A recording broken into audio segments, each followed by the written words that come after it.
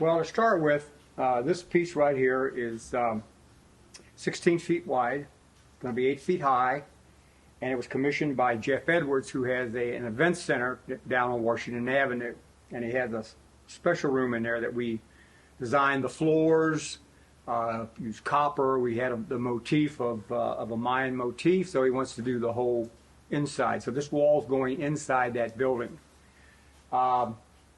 It's because of its size, it's made in 4 sections, and it has to be lightweight. So it's made out of EPS foam, and then I have developed coatings that I can put on the foam that I make myself out of ash and limestone and polymers. That when I coat this, it literally puts a thin shell of stone on it. So it's going to be a stone piece, but it's lightweight. So the first process is to measure where he wants to go, the height, so forth and so on. And then what I did was made a drawing, get an idea of what it's going to look like. And this drawing is in scale, and this is a 3:1 scale.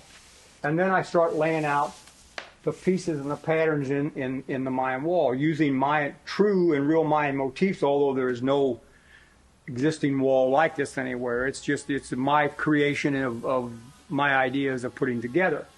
And the nice thing about being the artist is, as I started working and building it, it changes from the pattern itself. Now, once I have a pattern drawn and the client approves and likes what he has, then I make the hanging system. And I have to put the hanging system on the wall and build the walls with the hanging system. So the hanging system is the first thing that is engineered and put on the wall. Well, the next step is, once that you have the design approved by your client, is to figure the depth, because each layer of the carving has a depth to it. And you want to get the depth proportion in scale to the width and height. So that's very important. So you have to figure out the number of levels of your material. And then that's become, in this case, we're using an EPS foam to do our carving with, and to put our stone on top of that.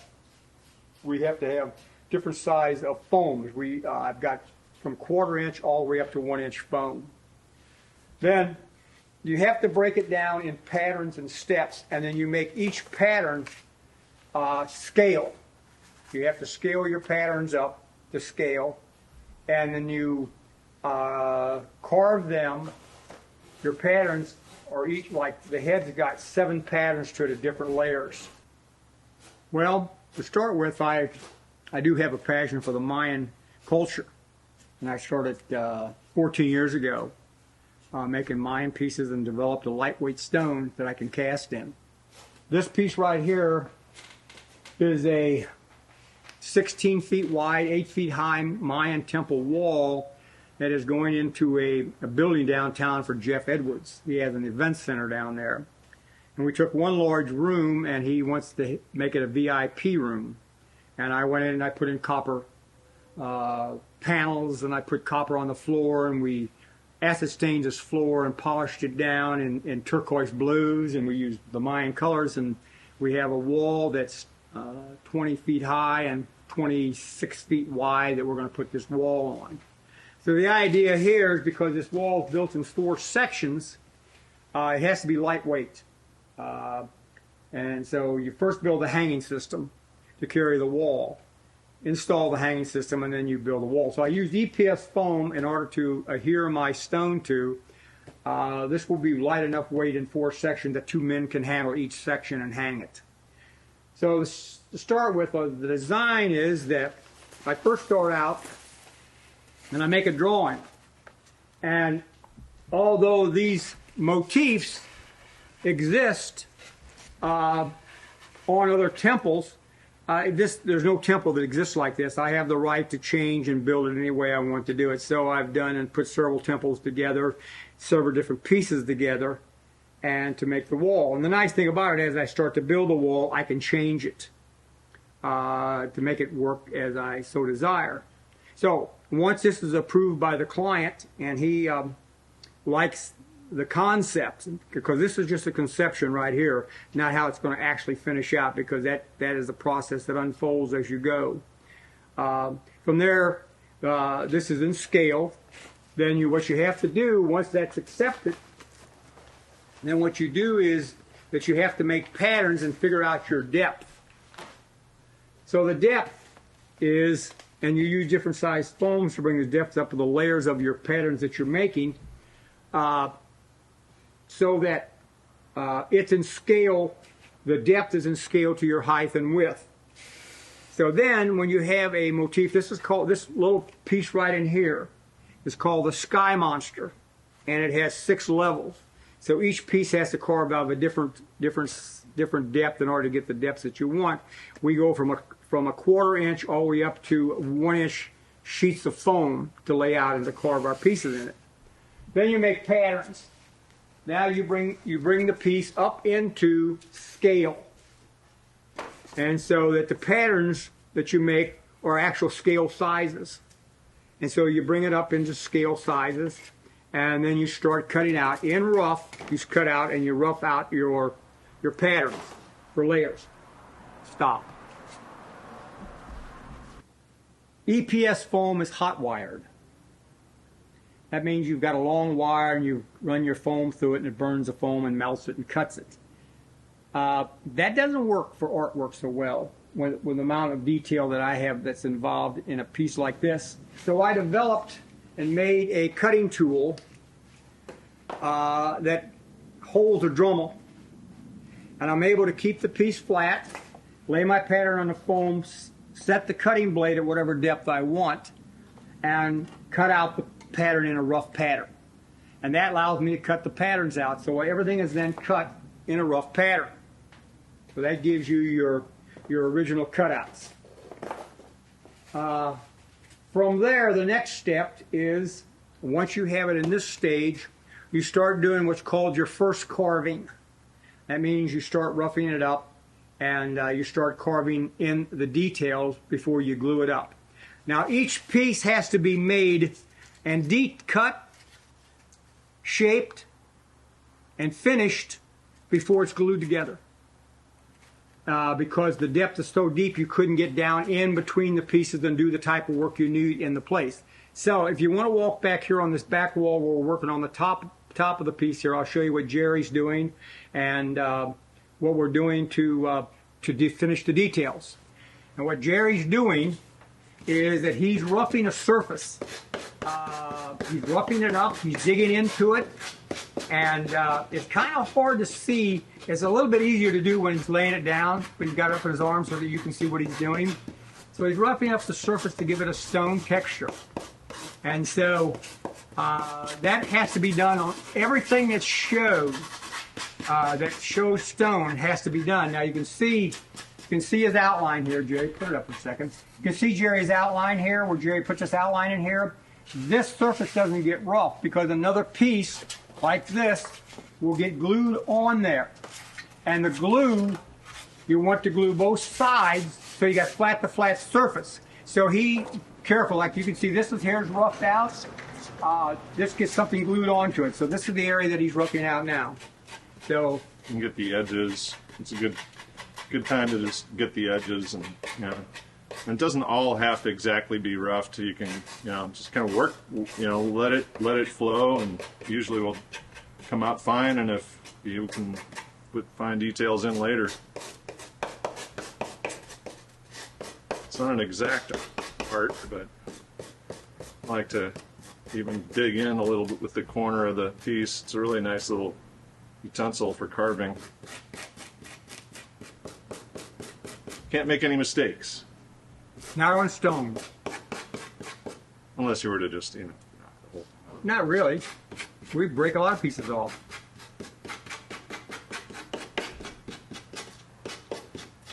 So that's pretty good. For the next step would be taking some sandpaper and knocking off a little bit more. And then putting more detail. Putting the details of the feathers. And as it gets glued up, as you can see, as it gets painted and glued up, then you're starting to get, this is the next step when you get it all roughed out and kind of put together a little bit. You can see what he's working in this area here, then these lines got to be put in and carved.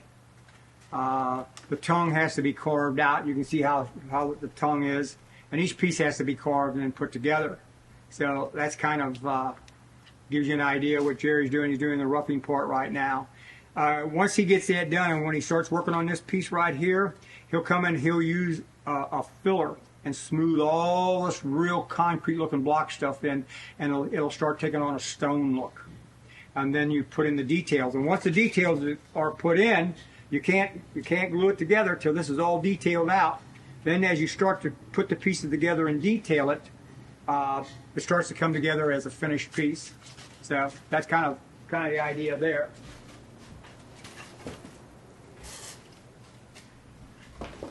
So the idea now is that when we take that flat pattern, we take dowel pins and we put sandpaper to them. And you can take them and they make a cutting tool, and we have different size cutting tools, and we can cut in the foam like so. And we have a Dremel that we put lines in it, and we put in the details, and we work the details with a sanding stick. Now once that details like that, it starts out with a block like this, with a like a cheese grater, and you come down and you twist it on the work like that, and it puts it puts in a rough texture like this, gives you a real rough texture, and then you sculpt to that texture and bring it up to this. Then when it's that texture, you come in and then you paint the piece, and when you paint it, the coatings, we have a base coat that gives us the base coat of stone. And so once it dries, it hardens the EPS foam.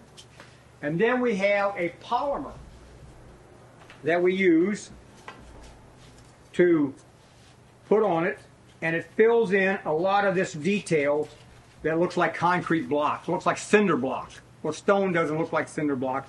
So the detailed material that we use fills in cinder block but leaves it as a stone effects for coloring, so that you pick up the stone look. And we have control over that, of how much we use, and so we have a lot of control over that. Now once that dries, now we're ready, and this particular feather, once that dries, we then put the first coat of color, the darkening, to darken down the stone, and that is a wipe. So this piece is wiped, this is wiped, and once that's wiped and it's dry, we then put another coat of hardener on it. And once that coat of hardener goes on it, it makes it, it's the stone hardener. And so we put the stone on it. And then we glue that together.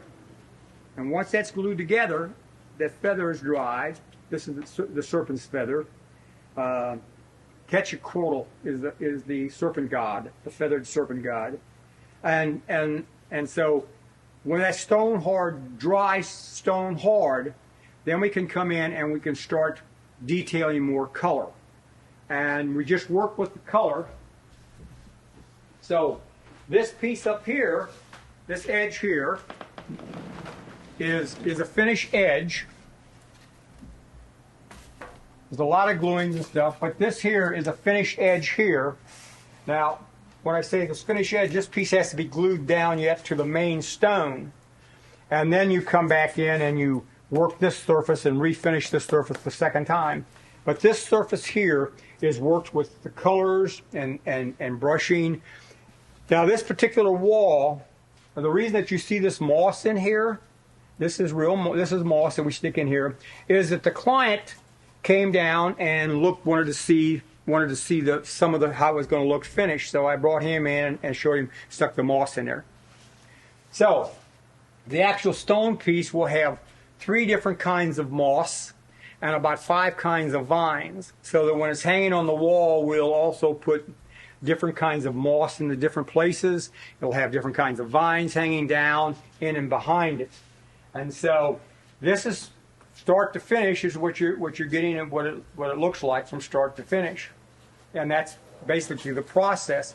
It's a long process because it's a repeated process of over and over and over again before you can actually put it together. Before you can actually get to the point where you glue this down and it's together. And you have to also know the steps. For instance, these steps right here, this gets glued. This gets glued onto this panel before this piece gets glued down. But all this has to be rough, finished, and detailed before that little piece can come on, and before this piece can come in and come up to that piece, to those stops. So it's sort of like you work from the bottom up in your cuttings and in your patterns, and then you work from the top down in detail and putting it together. The problem with EPS foam is the glues. The glues are the big problem. But I've found a glue that works with the foam that allows me to glue, and it keeps it in place as I work. I don't have to wait for it to dry. I don't have to wait to set up. It's a water-based glue because you can use nothing solvent-based on this foam because it will burn it. Now, although when it gets to the point where Jerry's detailing this out like this, and before, or I should say where it's detailed to this point, I could take acetone and throw acetone on this, and it will eat the foam in stone-like bugs-like things. It will give me a bug look, or bug holes, I should say. They're called bug holes. I'm not using acetone on this because I'm getting the details that I want without the acetone. The acetone,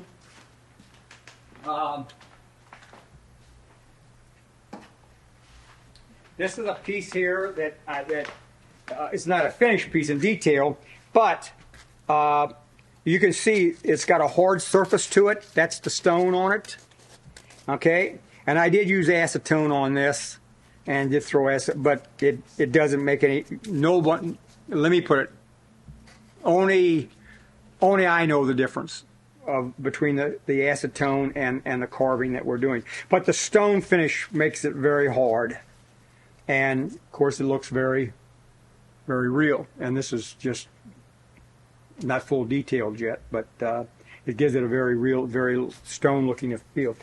The nice thing about this is that as you detail in colors, and the colors will change like stone colors, you'll get your darks and your lights, and when you hang it, like when this hangs and you see it at a different angle, you get a totally different appearance. So what I'm going to do is I'm going to show you that appearance.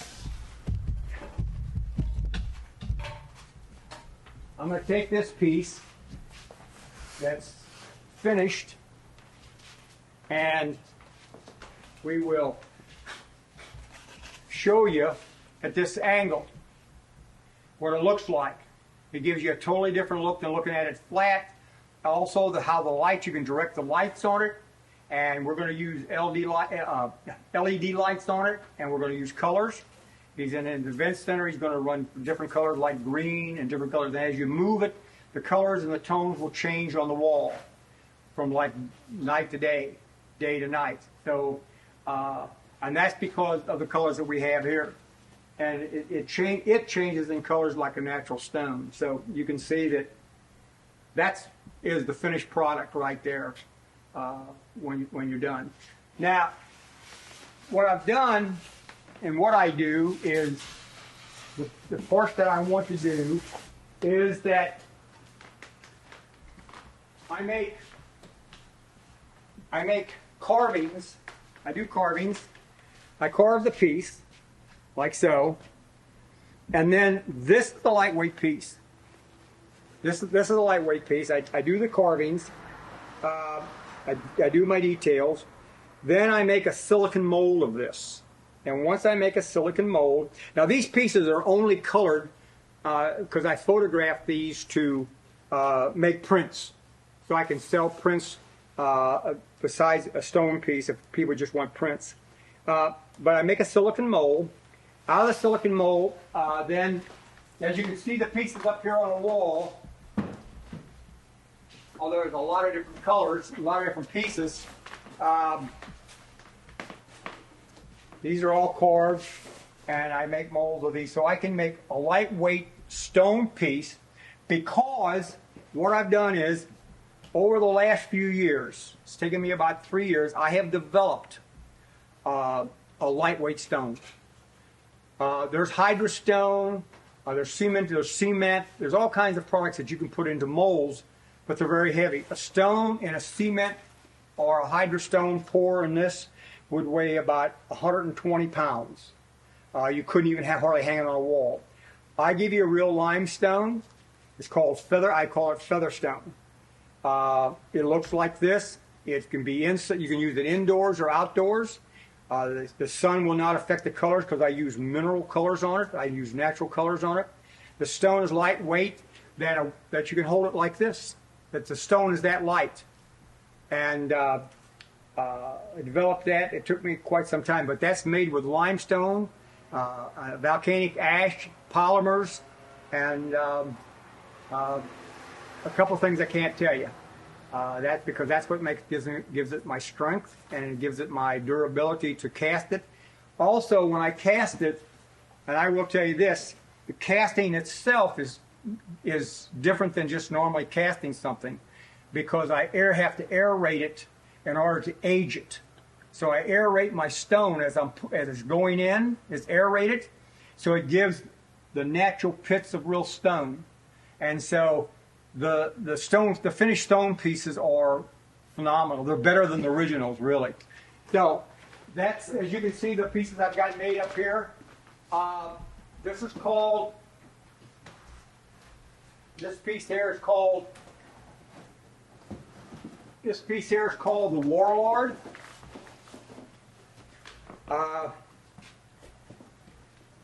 That took me about 6 months to carve. And the details and stuff is called the Warlord. Well, and I'm talking a lot of carving here. To carve a piece and to sell it, it would put it absolutely out of price. So what I did is I had to find a way to come up with a method to make it lightweight so that you can hang it on the wall, and that I could produce it at a reasonable cost. So I can produce this at a reasonable cost, so you can have large Mayan stonework anywhere at a reasonable cost. And actually the cast pieces are actually one-of-a-kind piece, because they each come out differently because of the aeration and because of the coloring. It takes the coloring different. So each piece looks original. And so that's my process with the Featherstone and the lightweight stone. And then, of course, I photograph these. I can make them look like stone rubbings, where it's a reverse image like a stone rubbing. Or I can make you an image that looks just like this, smaller sizes, so that you can get them framed. I don't have that one of those down with me, but I'll bring one so you can get a shot of that. Also, I can print them on canvas and make them look like paintings. Where I paint them, I've got a canvas one back here. Stop it. Cut. I don't know what. You don't want nothing. You want to do whatever you want to do. Okay, you ready? Yes. So, what I've done is I've taken a carving. So you have the option, you can get it in a stone piece. And it's a lightweight stone. You can hang it as easy as you can hang any painting. Comes with it already ready to hang. I cast that and make that into a lightweight stone. I can also, what I do then is I take pictures of this, and then I make prints. You can get frame prints.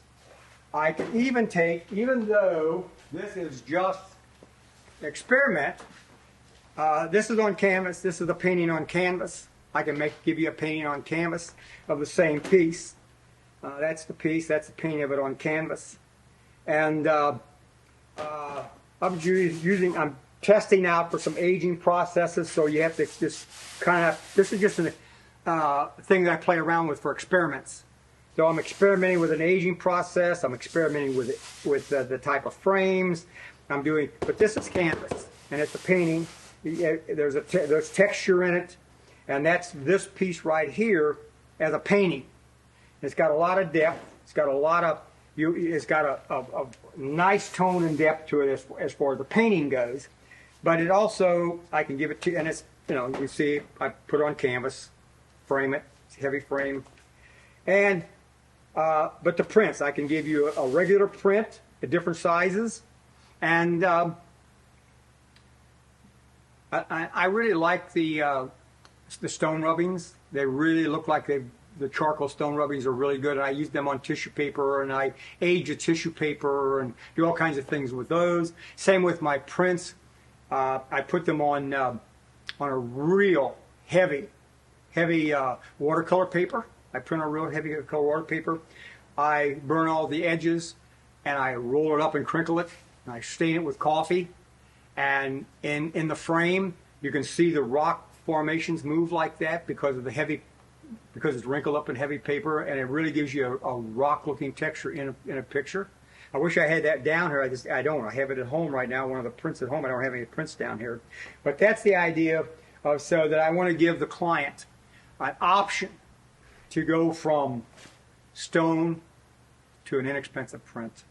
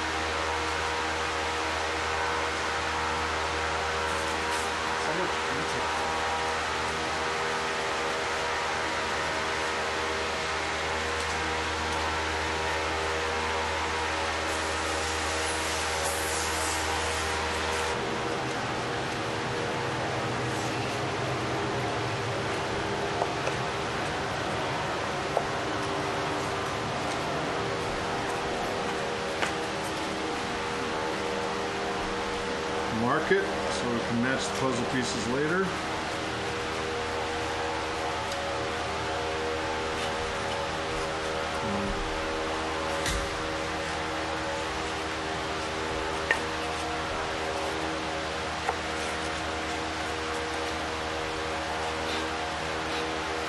And that's that.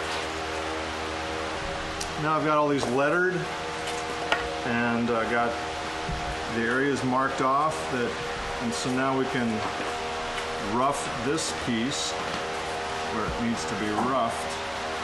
Oops, have to outline that one.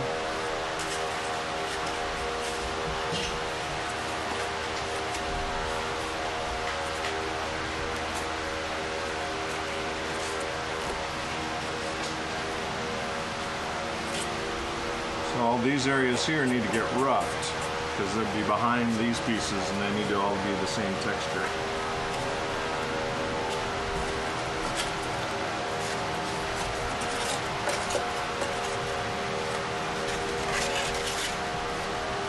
Or close to the same. Nothing is ever perfect in nature. And that's what we're doing. We're recreating nature.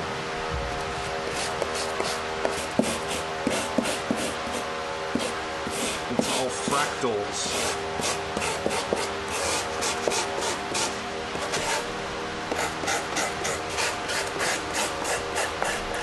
This is a really good shot here. Yeah, I don't want to miss any of these little holes.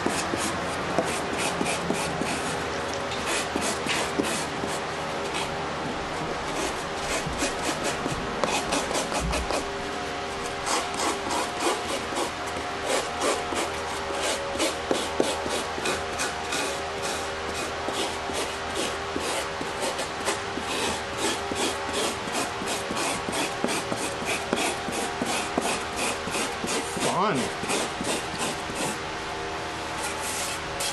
Don't try it at home.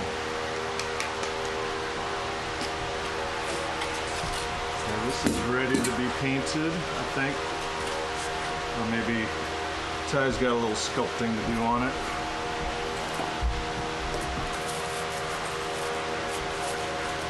Oh, forgot to. No, I didn't. We're gonna go to the paint bench. The rubbings. Yeah. They're very graphic.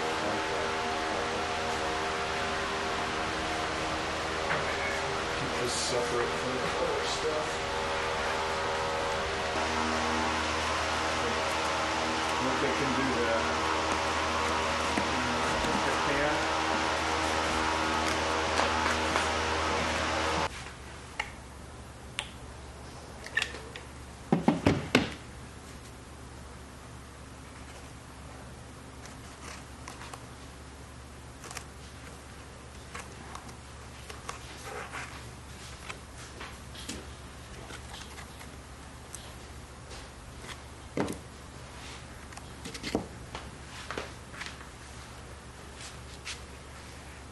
Okay.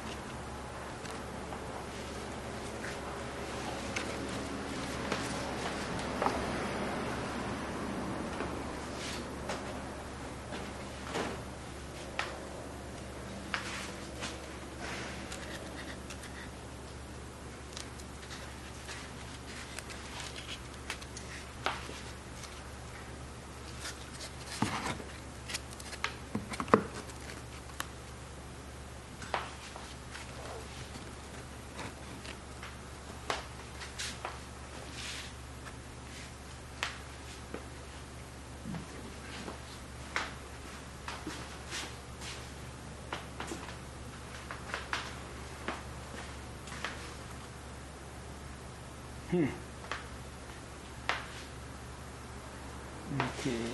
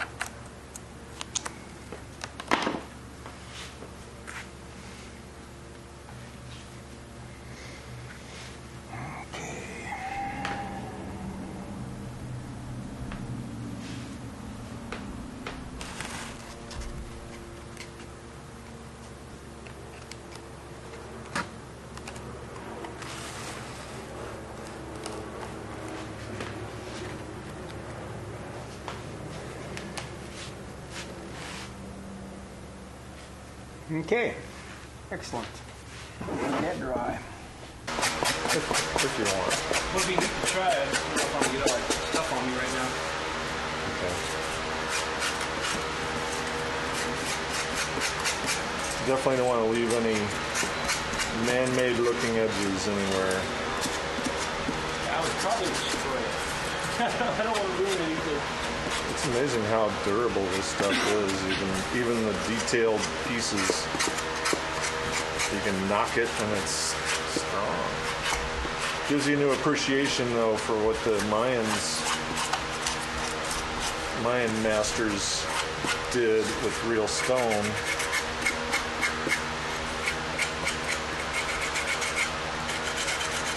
Definitely have a very good, keen eye for detail. Well, I have a good teacher. He might do this a little differently. It'd be interesting to see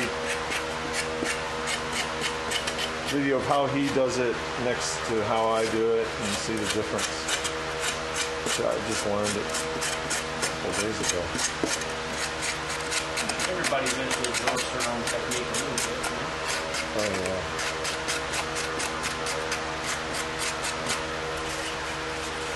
It's really a humbling experience for me getting to be part of this project and this artist. Real St. Louis gem of an artist. St. Louis best kept secret. But not for long. I'm going to tell the secret.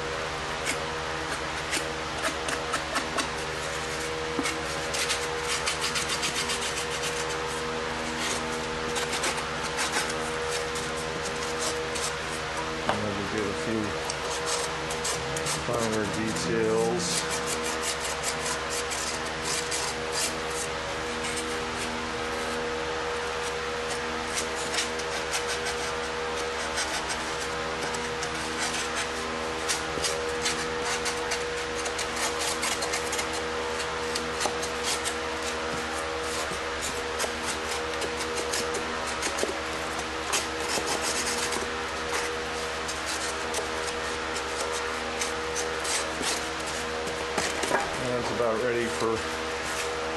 That's about ready for the Dremel. Let's see. Here's my model.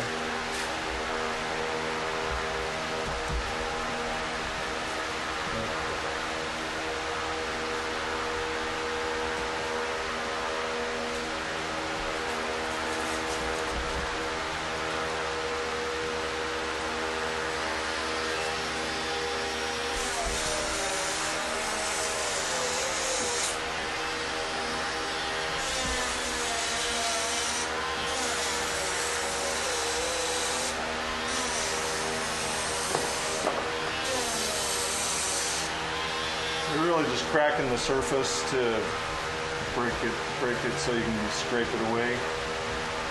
But you can play with depth a little bit, but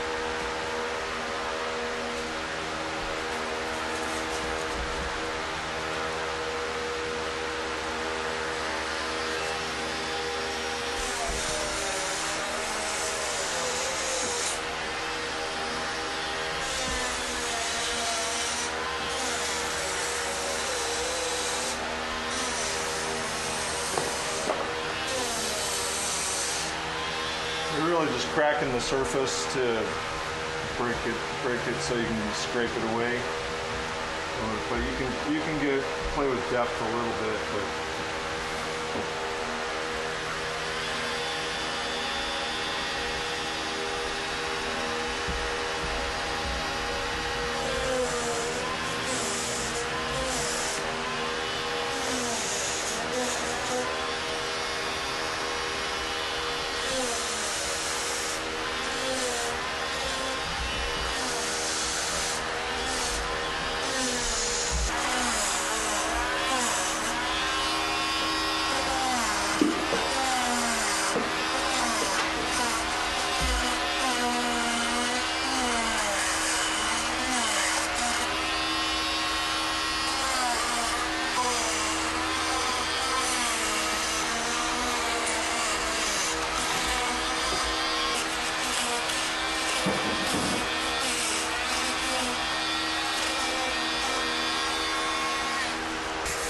Couldn't hear you.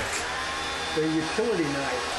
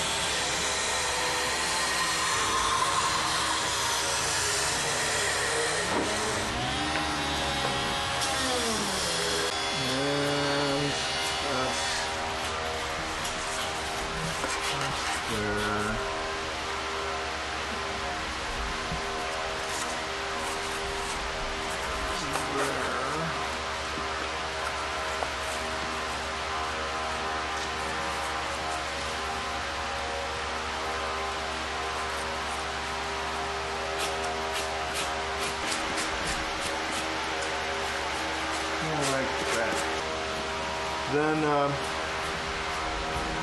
try to rough them down with the sticks some more.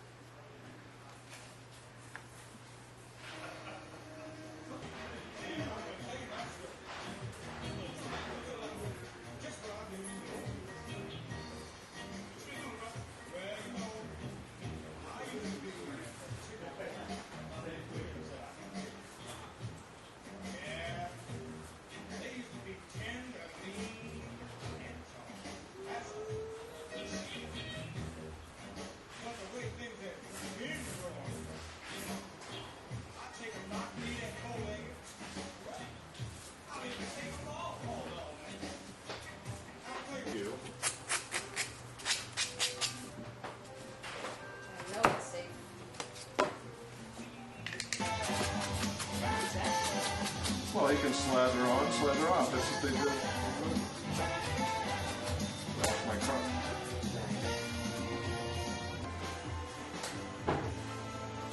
Remember, Ariel, don't waste the spackle.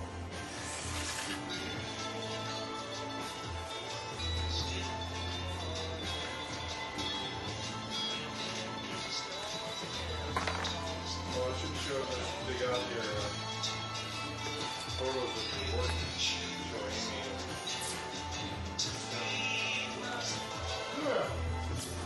Yeah, I should. You should. Maybe I should do that.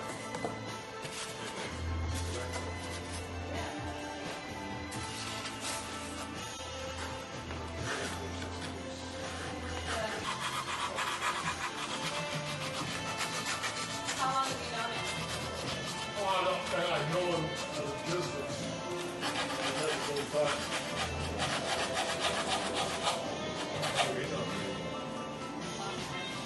So, did you know Paul? Once you got a dog, I love that. I love his whole art sensibility. Great sense of placement. Well, that's all he has there is artists working. when I got on the wagon, I stopped at some of my associations with the previous lifestyle. I understand. You know, they used to sell only coffee and tea and crumpets.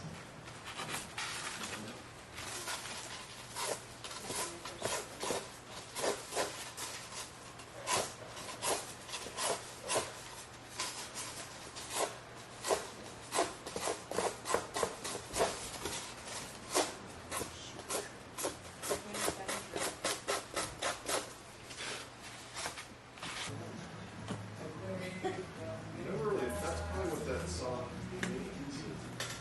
That's probably what this song means.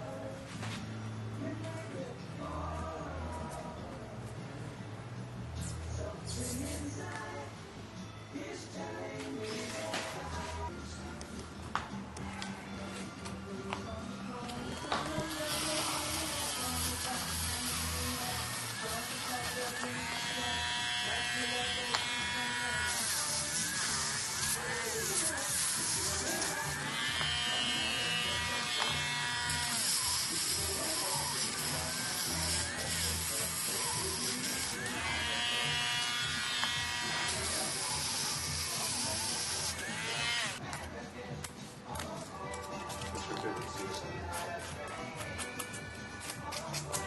This is season 1.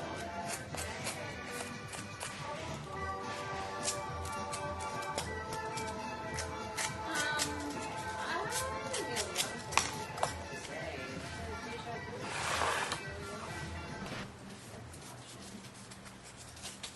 Really kind of doing his own thing. The film was his band. Yeah. His stuff stood out.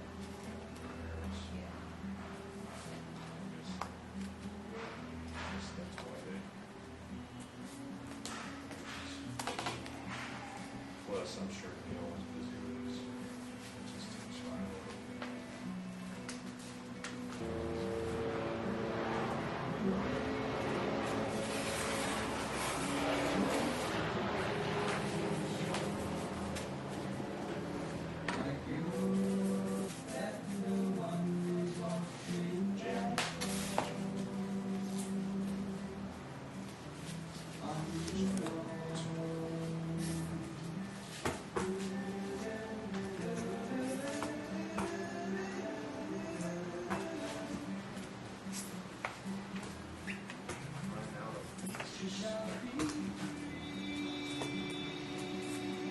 We running out of scoop? We running out of goop? Nope. Running out of stuff to, yeah, running out of stuff to spackle. Oh, that's good.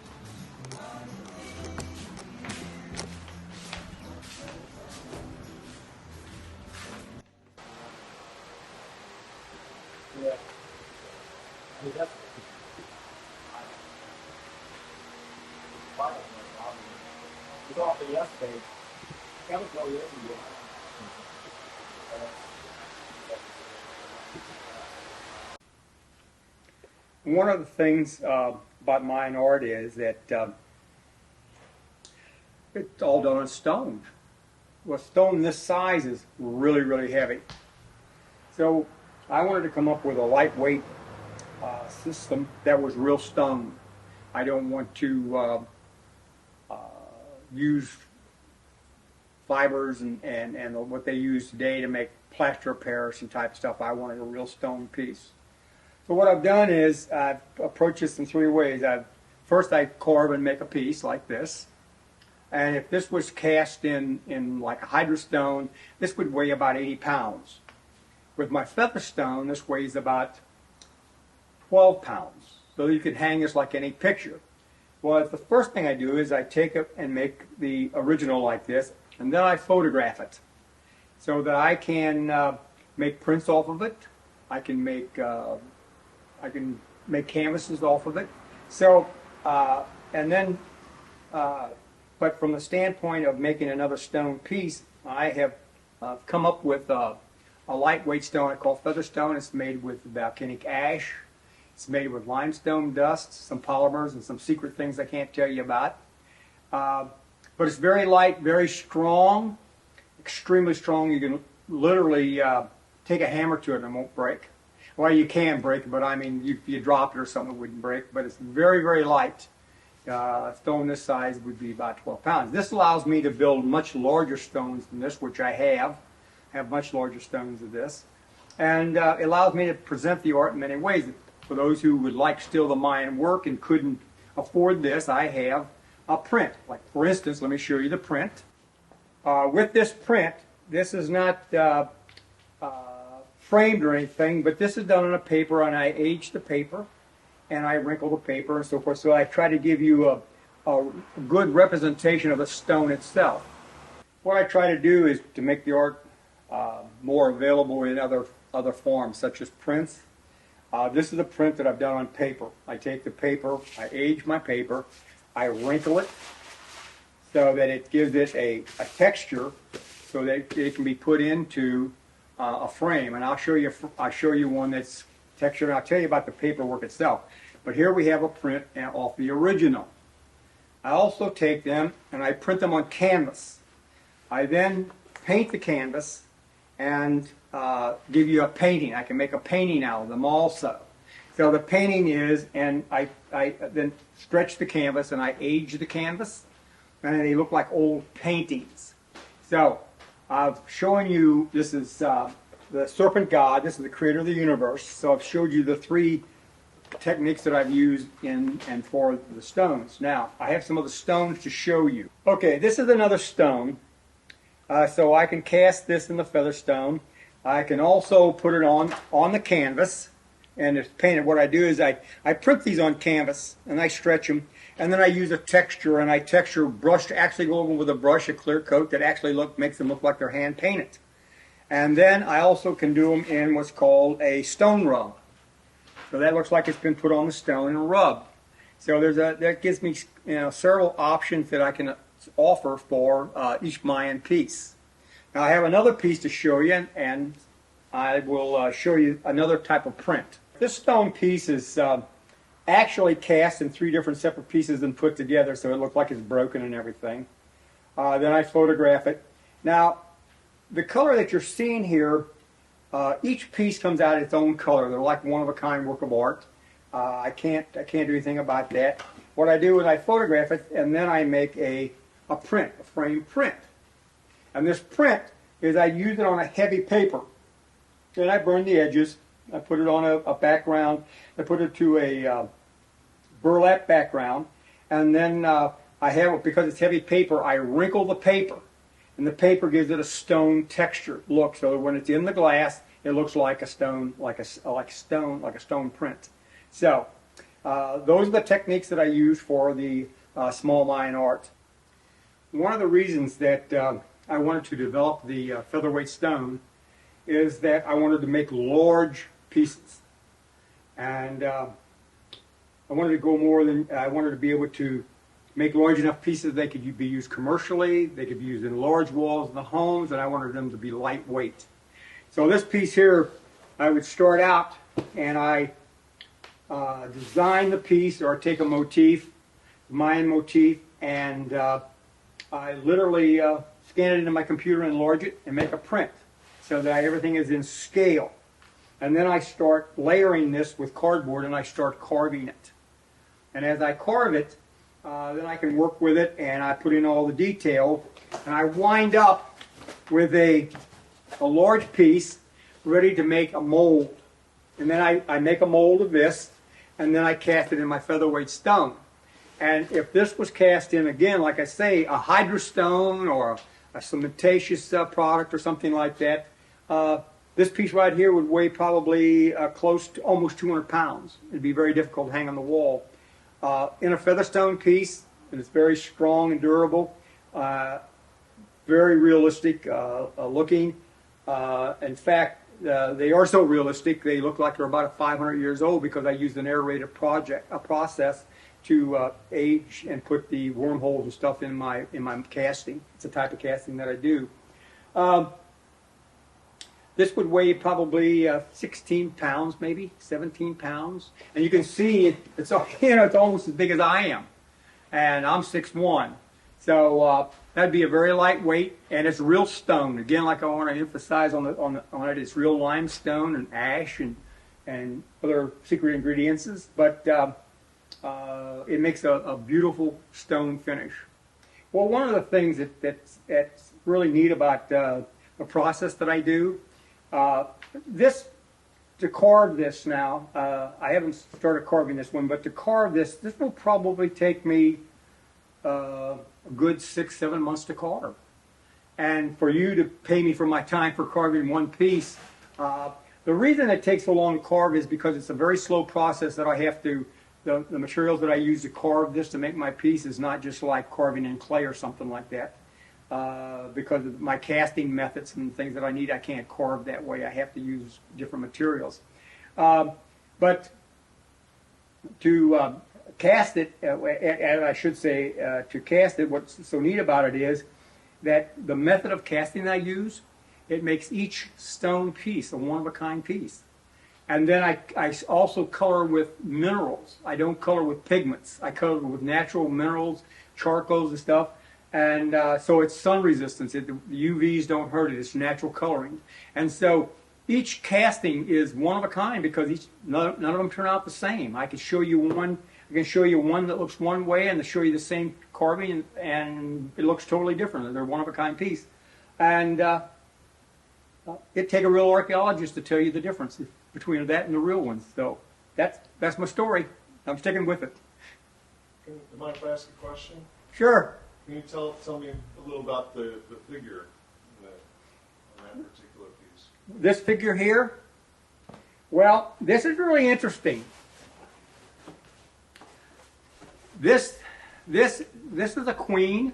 This is actually a queen had the power. Is thought to be gods, and this is the queen to a ruler. And if you notice her hands, if you notice this hand here. And this hand here, she's touching her fingers like this, like she was in Buddhist meditation. And they were very spiritual people. Everything that the Mayans did was based on their gods. Their wars were not for land, but they fought over whose god was the strongest god. And it was really a cosmology of who was the most powerful gods. But they did a lot of meditations, a lot of types of,